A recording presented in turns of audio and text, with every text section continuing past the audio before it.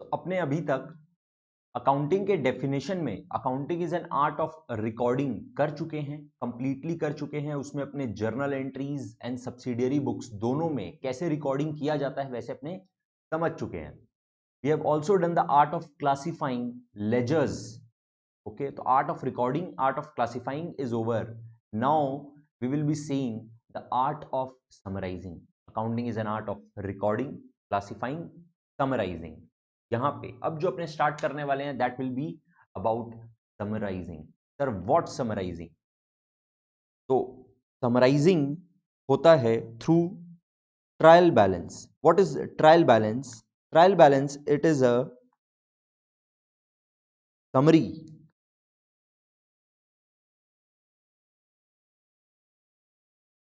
of all the ledger balances, right. तो आपने क्या किया, अपने रिकॉर्डिंग करने के बाद हर एक आइटम का, हर एक अकाउंट का अपने लेजर अकाउंट ओपन किए, अ टी शेप फॉर्मेट ओपन किए। उसमें अपने जो जो डेबिट आइटम्स था वो डेबिट साइड में लिखे, जो जो क्रेडिट होना था क्रेडिट साइड में लिखे। उसके बाद हर एक लेजर का अपने बैलेंसिंग कर दिए और अपने पास बैलेंस आ गया। हर एक लेजर का, परचेज अकाउंट का बैलेंस, कैपिटल अकाउंट का बैलेंस, कैश अकाउंट का बैलेंस, बैंक अकाउंट का बैलेंस, फर्नीचर फिक्स्ड असेट्स का बैलेंस, एंड हर एक आइटम का अपने पास अब बैलेंस अवेलेबल है आफ्टर प्रिपेयरिंग द लेजर्स। तो अपने क्या करते हैं, वो हर एक बैलेंसेस का अपने एक समरी बनाते हैं। अपने क्या करते हैं, अपने बोलते हैं एग्जाम्पल, अपने ऐसा एक फॉर्मेट बनाते हैं। This is the art of classifying, sorry का आर्ट ऑफ समराइजिंग।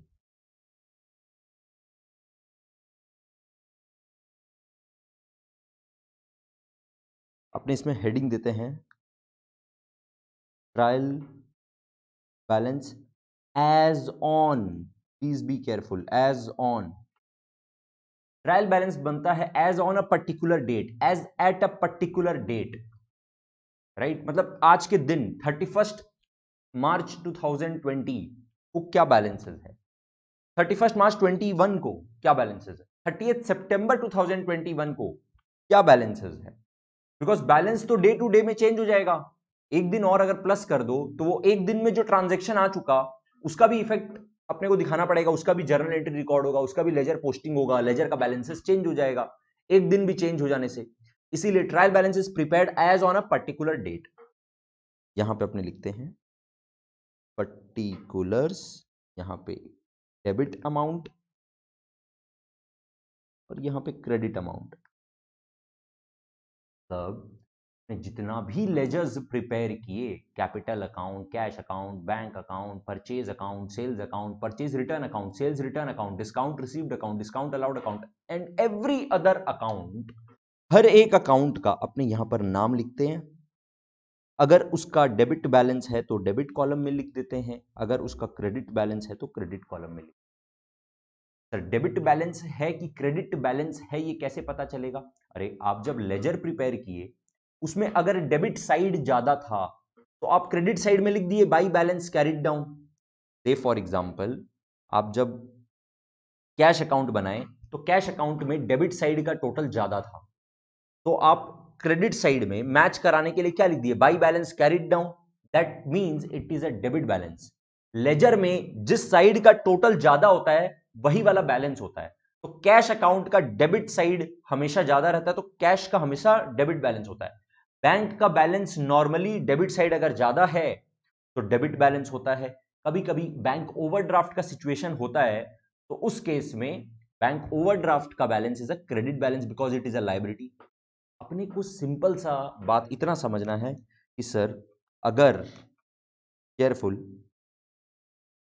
अपने तो बस अकाउंट्स में इतना ही समझे हैं अभी तक कि सर अगर असेट्स है, असेट्स का plus is always a debit, तो असेट्स का हमेशा डेबिट बैलेंस ही होता है। लायबिलिटीज का प्लस इज अ क्रेडिट, तो लायबिलिटीज का credit balance. Okay, incomes, incomes का प्लस इज अ क्रेडिट, तो क्रेडिट बैलेंस होता है। एक्सपेंसेस का प्लस इज अ डेबिट, तो डेबिट बैलेंस होता है। एंड कैपिटल तो सर लायबिलिटी की तरह होता है, तो कैपिटल का भी लायबिलिटी बैलेंस होता है। इसको अगर शॉर्ट में समराइज करें वापस से,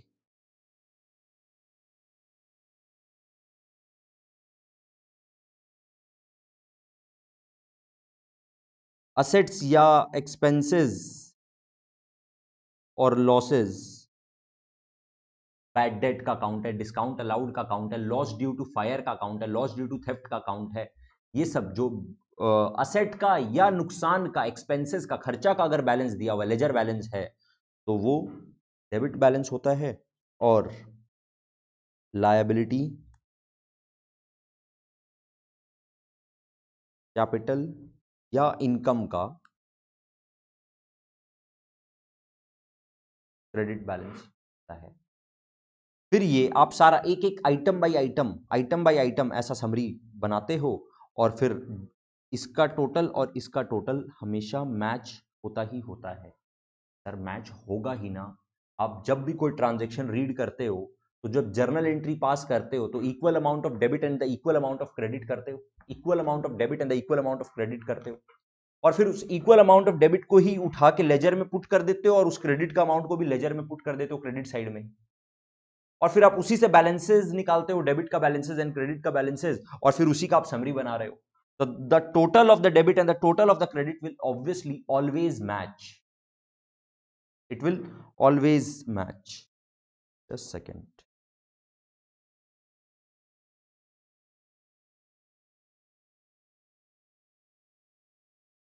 Okay, जैसे say for example here is a, मान लो ये आपका सेल्स अकाउंट है। say for example this is a sales account,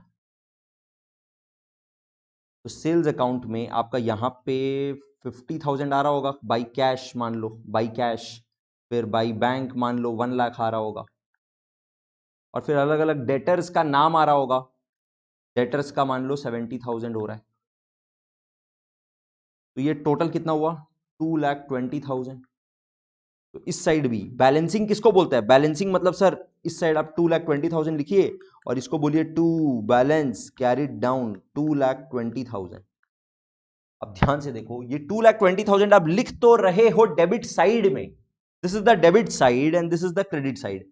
आप ये बैलेंस कैरिड डाउन लिख तो रहे हो डेबिट साइड में, बट इसको बोला जाता है क्रेडिट बैलेंस। क्यों सर, क्योंकि क्रेडिट साइड का टोटल ज्यादा है, तो this is called credit balance. Sales income plus is a credit, we know it, right. तो इसी तरह से आप अलग अलग नाम लिखते हो, सेल्स लिखते हो 2,20,000, उसी तरह से मान लो कैश अगर है तो कैश लिखते हो 1 लाख, राइट। इस तरह से आप समरी बनाते हो। Total of the debit side and the total of the credit side obviously always matches, इसमें कोई एक्सेप्शन नहीं होना चाहिए, बट कभी कभी ऐसा एक्सेप्शन होता है। डेबिट साइड या क्रेडिट साइड का balance, debit side and credit side का टोटल मैच नहीं हो रहा होता है, इन दैट केस उस बैलेंस को मैच कराने के लिए एक बार के लिए एक टेम्पररी अकाउंट खोल दिया जाता है, क्योंकि वो अमाउंट अपने को पता नहीं किस वजह से डिफरेंस हुआ, इसीलिए उसको बोलते हैं गुप्त अकाउंट, उसका नाम है suspense account, right. Ideally, the total of the debit side and the total of the credit side should obviously match. If it matches, it shows the arithmetical accuracy. इसका मतलब आप जो जर्नल एंट्री पास किए हो, आप जो सब्सिडियरी बुक्स प्रिपेयर किए हो, कैश बुक प्रिपेयर किए हो, उसके बाद आप जो लेजर में बैलेंसेस, लेजर में पोस्टिंग किए हो, फिर आप लेजर का बैलेंसिंग किए हो, लेजर का बैलेंसिंग करने के बाद आप ये जो समरी बनाए हो, ये इसका मतलब ये हुआ कि ये सारा काम आप करेक्टली कर रहे हो एंड आपका टोटल मैच हो जाता है। However, अगर ये मैच ना हो, जो कि हो सकता है, अगर ये मैच नहीं हो रहा मतलब कोई एरर है, ये बात तो पक्का है कि there is an error, if it doesn't match that means there is an error. तो एक बार के लिए ट्रायल बैलेंस को मैच कराने के लिए एक नया अकाउंट खोल दिया जाता है जिसका नाम है सस्पेंस अकाउंट। सस्पेंस अकाउंट यहां भी आ सकता है, यहां भी आ सकता है, डिपेंडिंग कि कौन सा साइड में बैलेंस कमती है। अगर डेबिट साइड का टोटल 5 लाख आ रहा है और क्रेडिट साइड का टोटल 4,90,000 आ रहा है, तो क्रेडिट साइड के टोटल को भी 5 लाख बनाने के लिए यहां पे एक बार 10,000 का सस्पेंस अकाउंट खोल दिया जाता है। राइट। तो अब यहां पर एक बात इंपॉर्टेंट मेरे को जो डिस्कस करना है वो ये है, ऑब्जेक्टिव क्या है, objective of trial balance.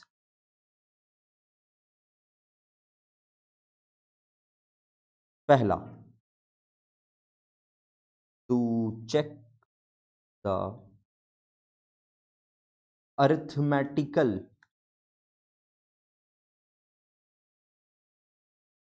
Accuracy. ध्यान देना, फोकस है वर्ड इस बात पे कि to check the arithmetical accuracy. इसका मतलब ट्रायल बैलेंस ये चेक करके बता देगा कि मैथमेटिकली आपका the total of the debit and the total of credit match हो रहा है और ये करेक्ट है। लेकिन अगर प्रिंसिपली कुछ गलत है, कुछ डेबिट और क्रेडिट दोनों साइड में इक्वल अमाउंट का एरर है, तो उस एरर को ट्रायल बैलेंस नहीं पकड़ पाता है। जैसे फॉर एग्जाम्पल, मान लो you purchased a fixed asset, furniture purchase किए हैं, जर्नल एंट्री क्या पास होना चाहिए था, furniture account debit to cash account 10,000। आप फर्नीचर की जगह परचेज अकाउंट को डेबिट कर दिए। आपने परचेज किया फर्नीचर फिक्स्ड असेट, बट आप गलती से परचेज अकाउंट को डेबिट कर दिए, तो एंट्री क्या हो गया, purchase account debit to cash account 10,000। अब बोलो ये एरर है या नहीं है? ये एरर तो है, बट ट्रायल बैलेंस इस एरर को नहीं पकड़ पाएगा, क्योंकि the total of the debit and the total of the credit will still match. That means trial balance only checks the arithmetical accuracy. It doesn't give the conclusive proof that the complete accounting is correct. ये conclusive evidence नहीं है कि पक्का आपका counting पूरा का पूरा correct हुआ है, ये एविडेंस नहीं है। हाँ, अरिथमेटिकल एक्यूरेसी है क्या, ये आपको ट्रायल बैलेंस बताता है। तो अपना पहला ऑब्जेक्टिव तो यही है कि अपने अरिथमेटिकल एक्यूरेसी तो पहले चेक करें कि क्या वो तो करेक्ट है क्या, ये पहला ऑब्जेक्टिव है। दूसरा objective is it provides a base to prepare final accounts। इसी के बेस पर फाइनल अकाउंट्स बनाया जाता है। अपने देखेंगे जब अपने फाइनल अकाउंट्स करेंगे तब देखेंगे कि final accounts is prepared on the basis of trial balance. It acts as a base to prepare the final accounts. Okay, तो these are the two main objectives. तो सर ये तो बहुत ही सिंपल सा बात है कि आप जर्नल एंट्री पास कर दिए, सब्सिडरी बुक्स बना दिए, उससे आप लेजर में पोस्टिंग कर दिए, आपका सारा का सारा लेजर का बैलेंसेस आपके सामने आ गया, उसका एक समरी बना दीजिए, हो गया, ट्रायल बैलेंस बन गया। यस सर, बिल्कुल करेक्ट। बट यहां पर आपको एक कॉन्सेप्ट थोड़ा सा फोकस करके समझने का जरूरत है, ध्यान से समझना बात को। Concept of opening stock and closing stock क्या होता है? ड्यूरिंग द ईयर जब अपने जर्नल एंट्री पास कर रहे थे, जब अपनी सब्सिडियरी बुक्स बना रहे थे, जब अपने लेजर में पोस्टिंग कर रहे थे, ये जितना भी काम जब अपने कर रहे थे, तो गुड्स का काउंटिंग अपने थोड़ा डिफरेंट कर रहे थे। गुड्स को अपने स्टॉक असेट नहीं बोले हैं अभी तक एक बार भी। अपने गुड्स को क्या बोलते हुए चल रहे हैं? परचेज अगर खरीदे हैं तो, बेचे हैं तो सेल्स, अगर गुड्स बेचा हुआ वापस आ रहा है, मतलब रिटर्न आ रहा है, तो उसको बोलते हैं रिटर्न इनवर्ड या सेल्स रिटर्न। अगर जो गुड्स अपने खरीदे हैं उसको अपने रिटर्न कर देते हैं तो अपने उसको बोलते हैं परचेज रिटर्न या रिटर्न आउटवर्ड। ऑल राइट, तो मतलब गुड्स का काउंटिंग हो रहा था परचेज परचेज रिटर्न या sales sales return. Okay, but at the end of the year आपके पास जो स्टॉक बचता है, आपके पास जो स्टॉक बच जाता है, वो आपका असेट है। एज ऑन 31 मार्च जब आप अपना profit and loss account, trading and profit and loss account बनाएंगे, मतलब फाइनल अकाउंट्स बनाएंगे, जब आप अपना बैलेंस शीट बनाएंगे, तो उस बैलेंस शीट में जो असेट साइड होगा, उस असेट साइड में ये क्लोजिंग स्टॉक भी आपका असेट आना चाहिए, यस और नो। बट वो कैसे आएगा? Trial balance act as the base to prepare the final accounts. इस ट्रायल बैलेंस में आप क्या कर रहे हो? आप सारा का सारा लेजर का बैलेंसेस लिख रहे हो और उसका समरी बना रहे हो। जब आप ये लेजर के बैलेंसेस का समरी बनाते हो, उसमें क्लोजिंग स्टॉक तो कहीं नहीं आएगा। कैसे आएगा जरा सोचो। ड्यूरिंग द ईयर ना तो एक भी जर्नल एंट्री में क्लोजिंग स्टॉक आया, ना तो एक भी लेजर आप बनाए हो क्लोजिंग स्टॉक का, तो लेजर में कोई क्लोजिंग बैलेंस है ही नहीं क्लोजिंग स्टॉक का। जब लेजर का बैलेंस ही नहीं है तो वो समरी ऑफ लेजर बैलेंसेस में क्लोजिंग स्टॉक कैसे आ सकता है? नहीं आ सकता है। इसीलिए क्लोजिंग स्टॉक कभी भी ट्रायल बैलेंस में नहीं आता है। बट ट्रायल बैलेंस में नहीं आता है इसका मतलब ये थोड़ी ना कि क्लोजिंग स्टॉक है ही नहीं। क्लोजिंग स्टॉक है तो सही। बताओ क्लोजिंग स्टॉक ट्रायल बैलेंस के समरी में, इस ट्रायल बैलेंस के अंदर कौन से आइटम के अंदर क्लोजिंग स्टॉक का अमाउंट इंक्लूडेड होगा? जब आप गुड्स खरीदते हो तो आप बोलते हो परचेज अकाउंट डेबिट, परचेज को आप डेबिट कर देते हो। अब उसी परचेज में से तो कुछ स्टॉक बच जाता है, सारा का सारा गुड्स परचेज किया हुआ बिक थोड़ी ना जाता है। कुछ स्टॉक जो बच जाता है वो कहां से बच जाता है? जो गुड्स परचेज किए थे उसी में से कुछ बच जाता है, राइट? का मतलब सर, जो अपने ट्रायल बैलेंस बना रहे हैं उसमें जो लेजर का बैलेंसेस का समरी अपने बना रहे हैं उसमें एक्सपेंसेस के अंदर एक एक्सपेंस अपने लिखते हैं परचेज अकाउंट, और परचेज अकाउंट के अंदर ही क्लोजिंग स्टॉक इज इंक्लूडेड,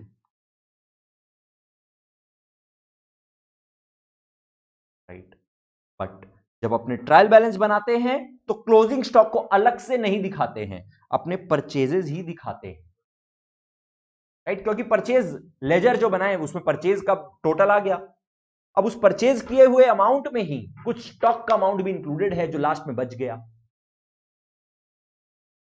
का मतलब, सबसे पहले बात तो ये समझो, during the year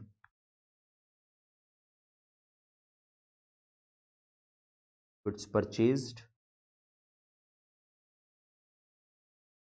were recorded as purchase account.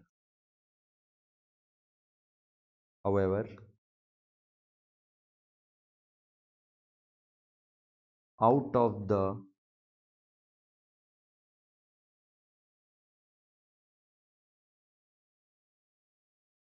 purchased goods, some stock is unsold.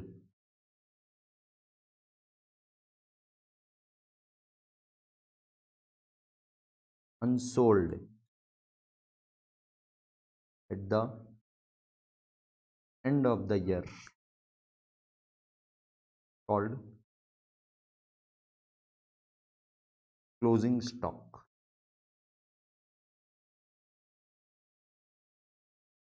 Closing stock is asset which will be brought in the books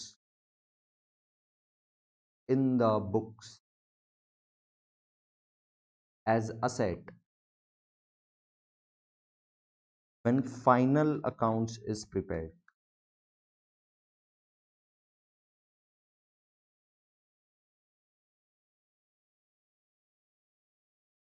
right? Closing stock asset तो है मान लिया, बट ट्रायल बैलेंस के summary में वो नहीं दिखता है।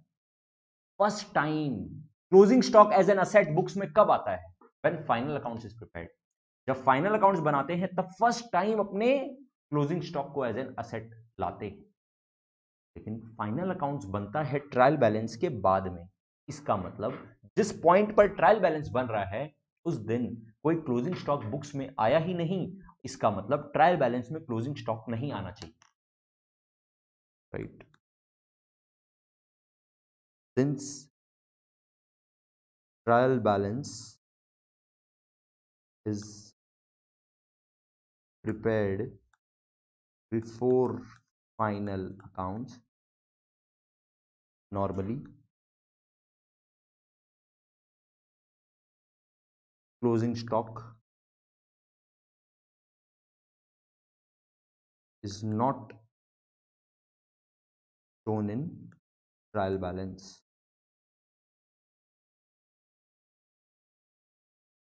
क्योंकि closing stock as an asset first of all books में कब आएगा? जब फाइनल अकाउंट्स बनाएंगे तब। लेकिन फाइनल अकाउंट्स के पहले ही बन जा रहा है ट्रायल बैलेंस, ट्रायल बैलेंस जब बनेगा उस टाइम पर कोई क्लोजिंग स्टॉक नहीं दिखेगा। ऑलराइट, बट कभी कभी however, important point, sometimes it is mentioned in the question that purchases is adjusted and closing stock is given. It means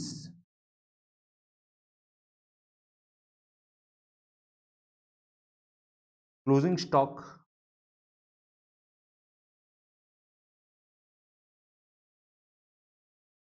amount is deducted from purchases and is shown separately.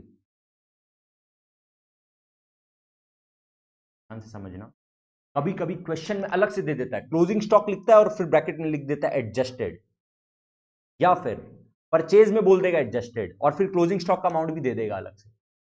का मतलब यह है कि purchase के अंदर जो closing stock का amount included है वो परचेज से निकाल के क्लोजिंग स्टॉक अलग से लिख दिया।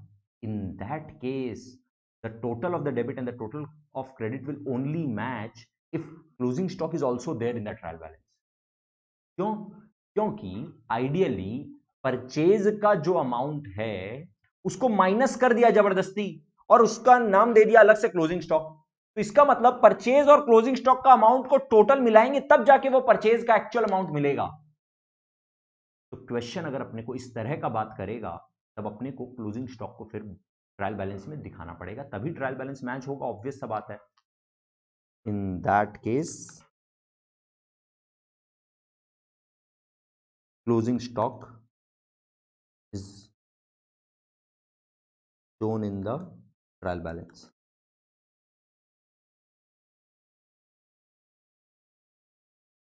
एक और इंपॉर्टेंट पॉइंट, जब फाइनल अकाउंट्स बन जाएगा, फाइनल अकाउंट्स में क्लोजिंग स्टॉक आ जाएगा, क्लोजिंग स्टॉक आ जाएगा, राइट?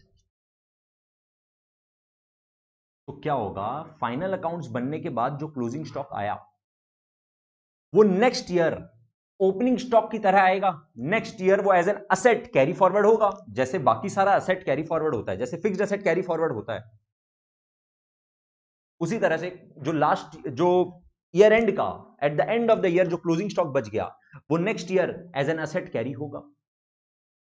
नेक्स्ट ईयर कैरी होगा मतलब उस ओपनिंग स्टॉक का अब लेजर बन रहा होगा, क्योंकि वो बैलेंस ब्रॉट डाउन है। ओपनिंग जर्नल एंट्री में वो एज एन स्टॉक आया होगा, क्योंकि वो जर्नल एंट्री में आया होगा तो उसका लेजर बनेगा, उसका लेजर बनेगा तो उसका एक लेजर बैलेंस आएगा, लेजर बैलेंस आएगा तो वो ट्रायल बैलेंस के समरी में दिख रहा होगा। That's why opening stock being an asset is always shown in the trial balance. Closing stock is not shown. Right. So the closing stock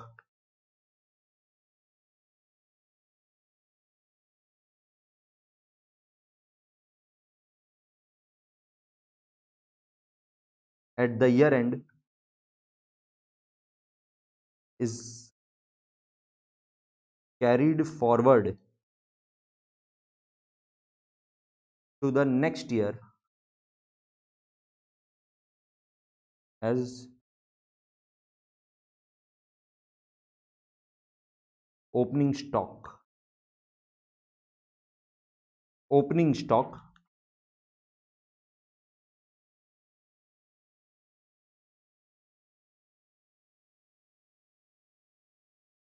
being an asset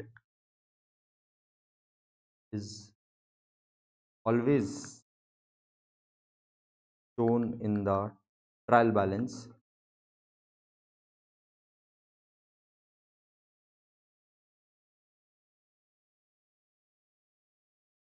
debit side, debit column.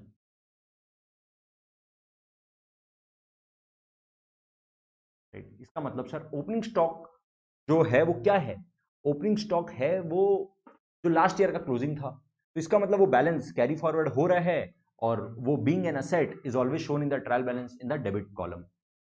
Alright, यहां पर एक point, notable point mention कर रहे हैं, बात को ध्यान से सुनना। कभी कभी क्वेश्चन में कॉस्ट ऑफ गुड सोल्ड दे देता है। Cost of good sold, cost of good sold क्या होता है?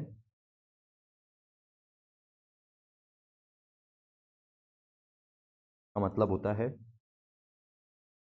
Opening stock plus purchases minus closing stock.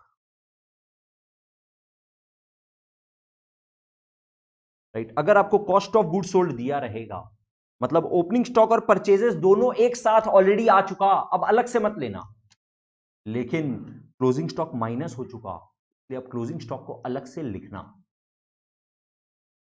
Right, तो if cost of good sold, इसको शॉर्ट में बोल रहे हैं, cost of good sold is given in the question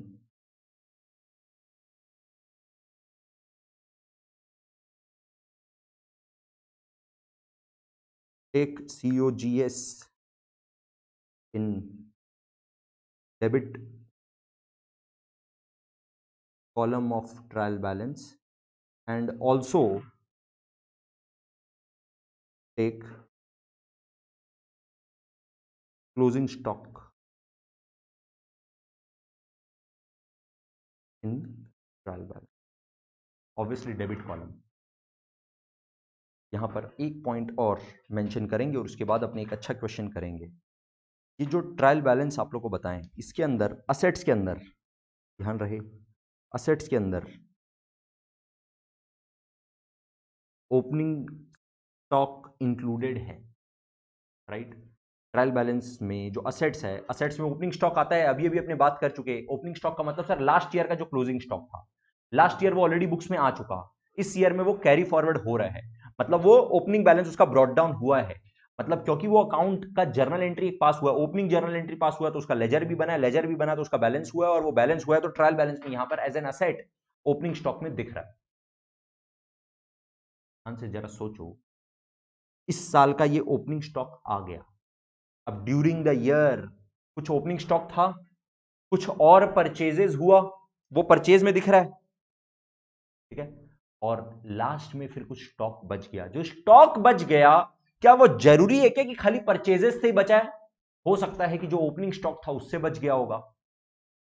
right, तो इसीलिए अगर एडजस्टेड परचेजेस दिया हुआ रहेगा तो वो एडजस्टेड परचेजेस या adjusted closing stock can be from purchases also और from opening stock also. Closing stock might be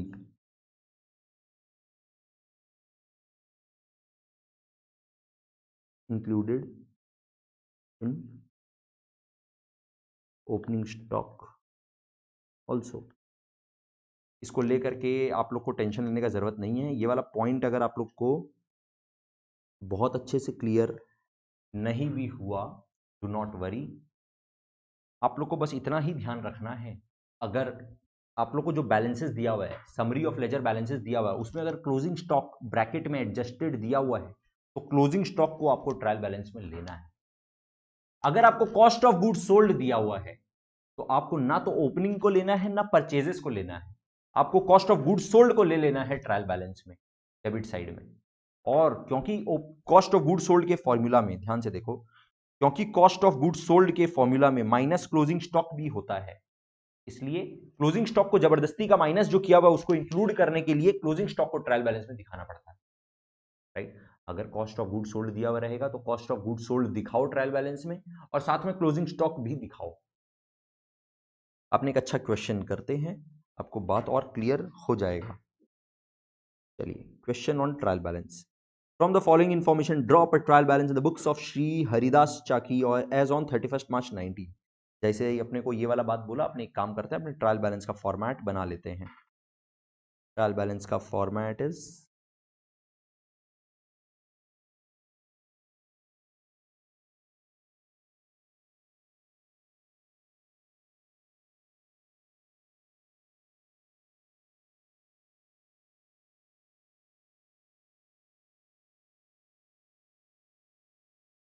in the books of Haridas Taki.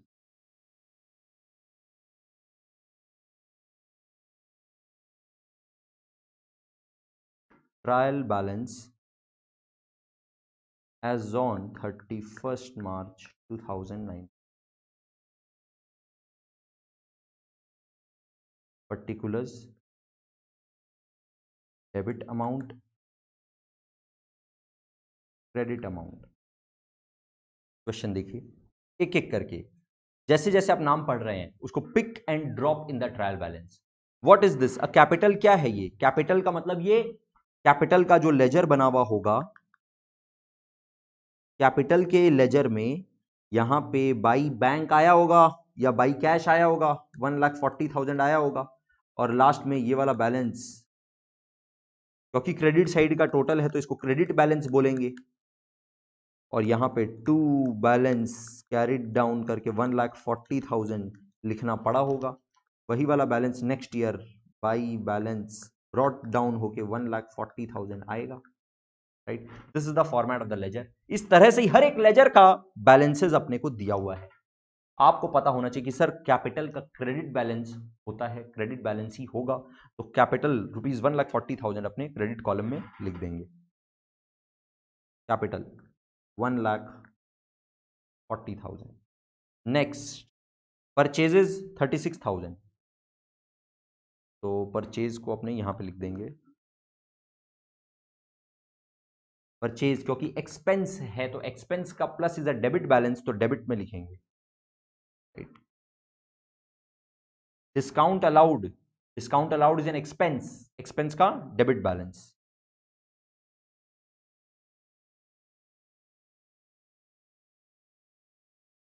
$1,200। Next, carriage inward. Carriage inward का मतलब होता है हम लोग जो गुड्स खरीदे हैं उस गुड्स को सप्लायर के गोडाउन से अपने गोडाउन तक लाने का खर्चा, सप्लायर से अपने पास तक लाने का ट्रांसपोर्टेशन का खर्चा, फ्रेट का खर्चा। तो carriage inward is also a expense, तो expense plus debit.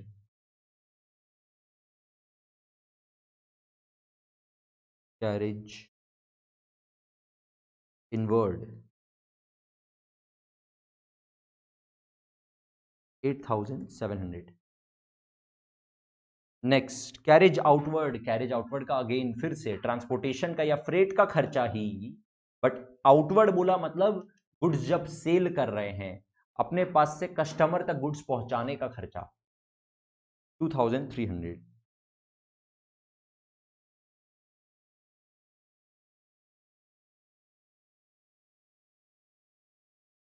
Okay, because carriage outward is also an expense, तो एक्सपेंस का डेबिट बैलेंस ही आएगा। Sales income 60,000।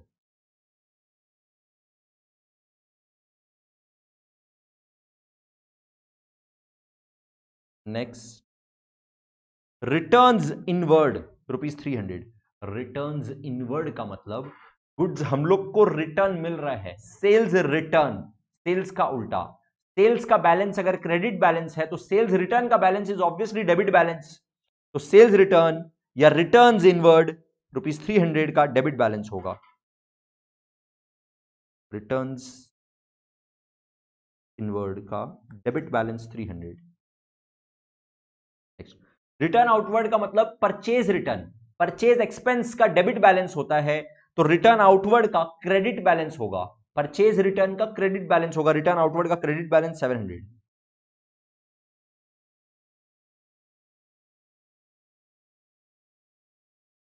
Credit balance 700।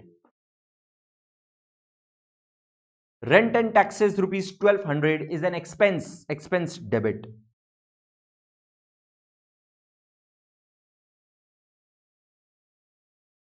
1,200। Next, plant and machinery fixed asset, asset का debit balance 80,700,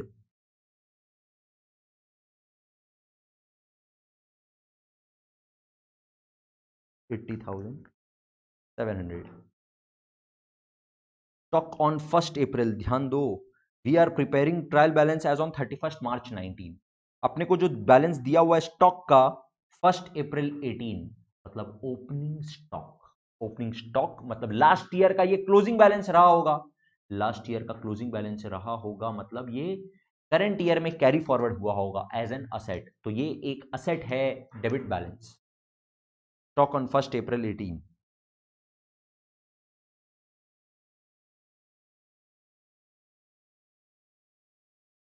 stock on 1 अप्रैल 2018 मतलब opening stock.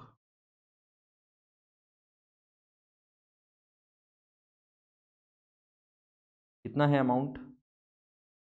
15,500।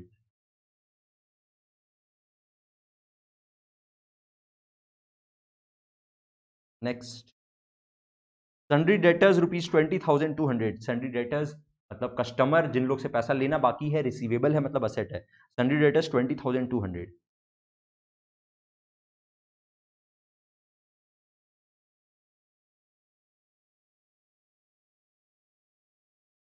Next, sundry creditors, suppliers जिन लोग को payment करना बाकी है मतलब पेएबल है, sundry creditors is a liability, credit 12,000।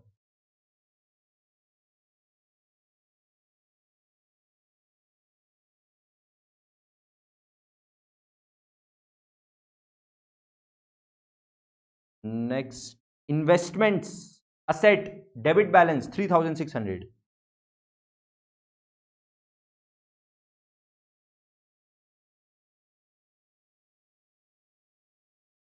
Next, commission received, commission received is an income, income का credit balance, commission received income, income का credit balance 1,800।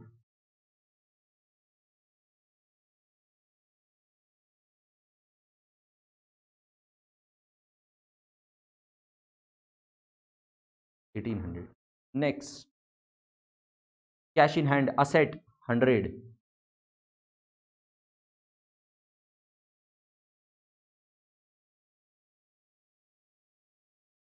Next, cash at bank भी असेट है 10,100।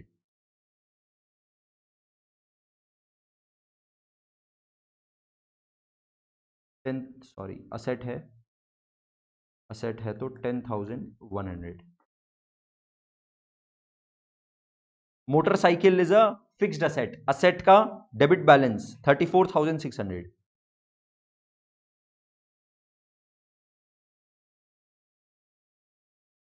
34,600। Next, stock on 31 March 19 not adjusted, please be careful. Not adjusted का मतलब purchase से minus नहीं हुआ है। क्लोजिंग स्टॉक अलग से ऐसे ही हम लोग को बैलेंस दे दिया, ये वाला क्लोजिंग स्टॉक बिकॉज ये एडजस्टेड नहीं है इसीलिए ट्रायल बैलेंस में नहीं आएगा। ये वाला अमाउंट जो है ना, क्लोजिंग स्टॉक का amount 20,500, this is already included in either purchases और इन द ओपनिंग स्टॉक, है ना। मतलब लास्ट ईयर का जो बैलेंस बचा हुआ कैरी फॉरवर्ड हुआ 15,500, और जो ड्यूरिंग द ईयर परचेजेस किए 36,000, इसमें से ही कुछ स्टॉक बच गया होगा जिसको क्लोजिंग स्टॉक बोल रहा है। अपने तो परचेज को ऑलरेडी ट्रायल बैलेंस में लिख दिए, ओपनिंग स्टॉक भी अपने ऑलरेडी ट्रायल बैलेंस में लिख दिए। अब ये क्लोजिंग स्टॉक अगर हम लोग अलग से वापस से लिख देंगे तो ये दो दो बार लिखना हो जाएगा। अगर एडजस्टेड लिख देता, दैट मींस स्टॉक को ओपनिंग स्टॉक और परचेज में से माइनस करके अलग कर दिया हुआ है, तब फिर इसको अलग से दिखाते, तब फिर इसको अलग से ट्रायल बैलेंस में दिखाते। बट ये नॉट एडजस्टेड है इसलिए ट्रायल बैलेंस में नहीं दिखाएंगे। और कोई आइटम नहीं दिया हुआ है, now we can total the total of the debit and the total of credit should match, and if it doesn't match there might be a suspense, but आपको कैलकुलेशन अपना एकदम प्रॉपर करेक्ट रखना पड़ेगा। चलो करके देखो, the total of the debit and the total of credit क्या match होता है? प्लीज अपने आप टोटल करिए और चेक करिए कि आप लोग का ये आंसर आ रहा है क्या।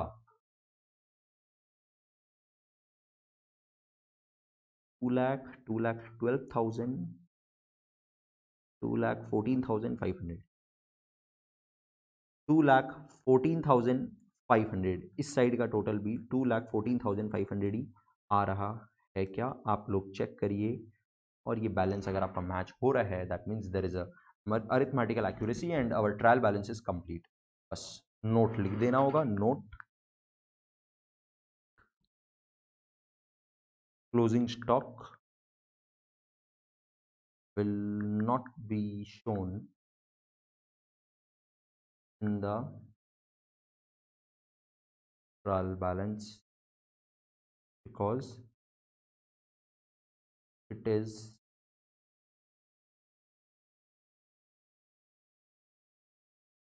not adjusted from purchases and opening stock।